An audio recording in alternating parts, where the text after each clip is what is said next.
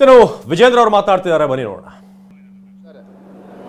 ಒಂದು ಕಡೆ ಹೇಳ್ತಾರೆ ಯಾವುದೇ ಮಧ್ಯವರ್ತಿಗಳ ಹಸ್ತಕ್ಷೇಪ ಇಲ್ಲದೇ ನೇರವಾಗಿ ಇವತ್ತು ಎಲ್ಲವೂ ಕೂಡ ಕೆಲಸ ನಡೀತದೆ ಅಂತಕ್ಕಂಥದ್ದು, ತಲುಪ್ತಿದೆ ಅಂತಕ್ಕಂಥದ್ದು. ನಾನು ಹೇಳ್ತೇನೆ ಇವತ್ತು ಮಧ್ಯವರ್ತಿಗಳ ಹಾವಳಿ ಯಾವ ಮಟ್ಟಕ್ಕೆ ಹೋಗಿದೆ ಅಂತ ಹೇಳಿದ್ರೆ, ಸ್ವತಃ ಕಾಂಗ್ರೆಸ್ ಪಕ್ಷದ ಮಾಜಿ ಮಂತ್ರಿಗಳು ಗಣಸಿ ಶಿವರಾಮ್ ಹೇಳ್ತಾರೆ ಇದು 50% ಕಮಿಷನ್ನ ಸರ್ಕಾರ ರಾಜ್ಯದಲ್ಲಿದೆ ಅಂಥೇಳಿ ಗಣಸಿ ಶಿವರಾಮ್ ಅವರು ಹೇಳ್ತಾರೆ. ಮತ್ತೊಂದು ಕಡೆ ಮೊನ್ನೆ ದಿನ ಕೆಂಪಣ್ಣವರು ಕೂಡ ನಿಮಗೆ ಸರ್ಟಿಫಿಕೇಟನ್ನು ಈಗಾಗಲೇ ನೀಡಿದ್ದಾರೆ.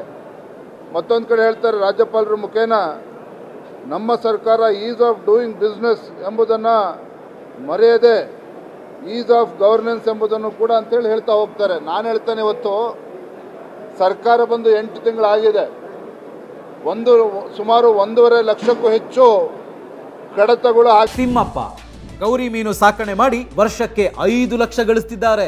ನೀವು ಕೂಡ ಅವರಿಂದ ಕಲಿಬೇಕಾ? ಅವ್ರ ಜೊತೆ ವಿಡಿಯೋ ಕಾಲ್ನಲ್ಲಿ ಮಾತಾಡಬೇಕಾ? ಈಗಲೇ ಫ್ರೀಡಮ್ ಆ್ಯಪ್ ಡೌನ್ಲೋಡ್ ಮಾಡಿ. ವಿಲೇವಾರಿ ಆಗದೇ ಹಾಗೆ ಬಿದ್ದಿದೆ ಸರ್ಕಾರಿ ಕಚೇರಿಗಳಲ್ಲಿ, ಮಂತ್ರಿಗಳ ಕಚೇರಿನಲ್ಲಿ.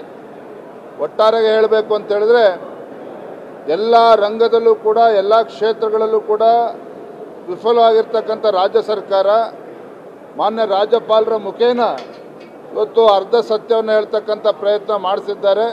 ಇದು ಈ ಸರ್ಕಾರ ಮುಂದೆ ಯಾವುದೇ ಒಂದು ಹೊಸ ಯೋಜನೆಯನ್ನು ಘೋಷಣೆ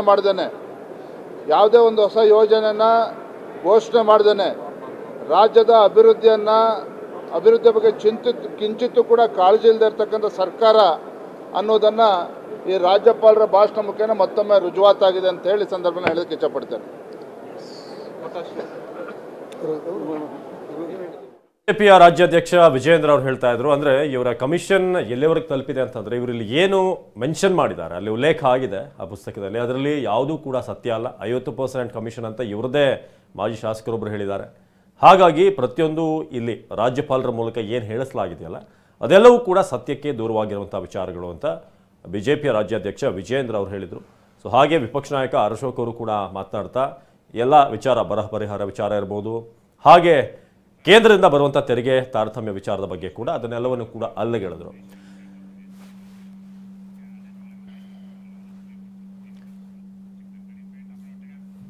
ಯೋಜನೆ ಇರ್ಬೋದು, ಈ ಎಲ್ಲ ಯೋಜನೆಗಳನ್ನು ಕೂಡ ತಮ್ಮ ಸಾಧನೆ ಅನ್ನೋ ರೀತಿಯಲ್ಲಿ ಬಿಂಬಿಸ್ತಕ್ಕಂಥ ಪ್ರಯತ್ನ ಮಾನ್ಯ ರಾಜ್ಯಪಾಲರ ಮುಖೇನ ಕಾಂಗ್ರೆಸ್ ಸರ್ಕಾರ ಮಾಡಿದ್ದಾರೆ. ಒಂದ್ ಕಡೆ ಹೇಳ್ತಾರೆ ಯಾವುದೇ ಮಧ್ಯವರ್ತಿಗಳ ಹಸ್ತಕ್ಷೇಪ ಇಲ್ಲದೇ ನೇರವಾಗಿ ಇವತ್ತು ಎಲ್ಲವೂ ಕೂಡ ಕೆಲಸ ನಡೀತದೆ ಅಂತಕ್ಕಂಥದ್ದು, ತಲುಪ್ತಿದೆ ಅಂತಕ್ಕಂಥದ್ದು. ನಾನು ಹೇಳ್ತೇನೆ ಇವತ್ತು ಮಧ್ಯವರ್ತಿಗಳ ಹಾವಳಿ ಯಾವ ಮಟ್ಟಕ್ಕೆ ಹೋಗಿದೆ ಅಂತ ಹೇಳಿದ್ರೆ, ಸ್ವತಃ ಕಾಂಗ್ರೆಸ್ ಪಕ್ಷದ ಮಾಜಿ ಮಂತ್ರಿಗಳು ಗಣಸಿ ಶಿವರಾಮ್ ಹೇಳ್ತಾರೆ